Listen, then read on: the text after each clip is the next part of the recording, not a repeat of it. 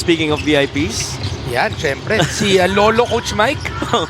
Ano muna, family first. Yeah. Happy Father's Day, Coach Mike. Thank Happy you. Father's Day din dito sa iyong anak na si Justin. Taga-saan ba sila, Coach?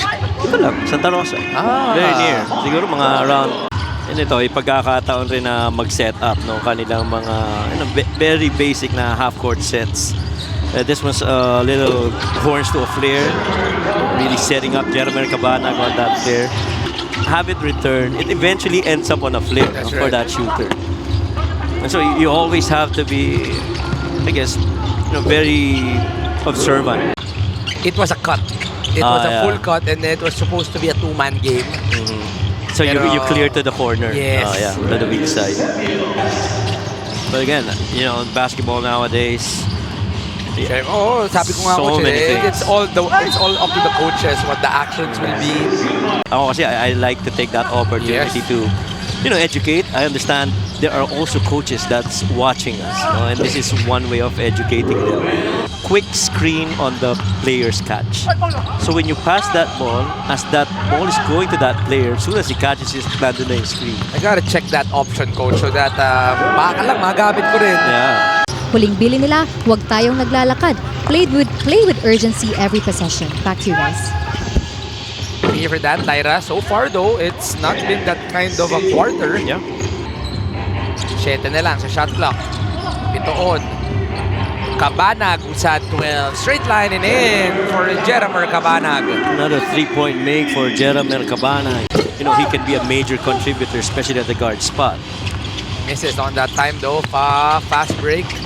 Just too quick for any defender. John Fa with a fast break.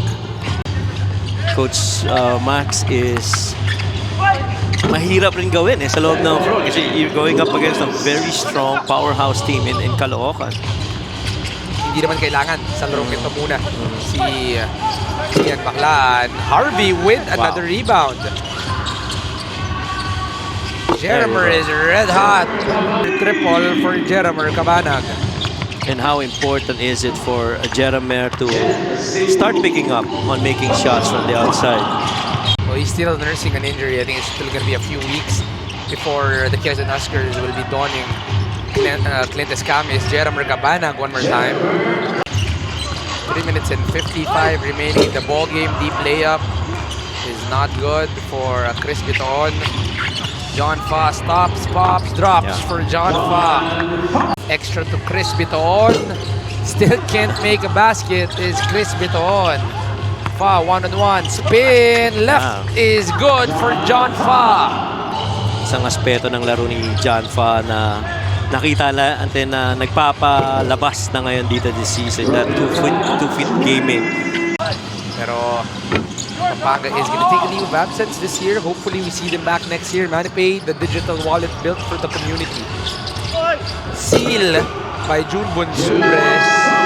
He never stops working, continues to put in the effort, continues to attack any defender in front of him, and it's one thing you will appreciate from Joe Gomez de Leano, Coach Mike. Definitely. He's been, sabi ko, my goodness, grabe itong, Heset Gabo. Oh yes, there you go. That's right. Sabi ko, grabe itong trio na to. And I'm from the South, so I know nothing about, guys from Quezon City. A lot of talent after a lot of teams added. They're still playing terrific in the league. Yeah. Heset Gabo has been superb for Gensan Warriors. So, picking up on him. He is standing still as he is needed. ManiPay, the digital wallet built for the community. Kasi pakiramdam ko yung point guard position na yan, magiging crucial yan, lalo na in the deep playoff runs where parang may in-game usapan sila sa bench. Pag ikaw naman, gawin mo rin yung ginawa ko. Tol, kaya mo ba yun? Yung mga ganun yung coach, di ba? Yung mga biruan. Kimani looking like Irvin Palencia. Oh, yes. Would rather go for a 3. In and out for Jeff Manday. And he is gonna get some jeers at mga pang-asar ng mga teammates niya.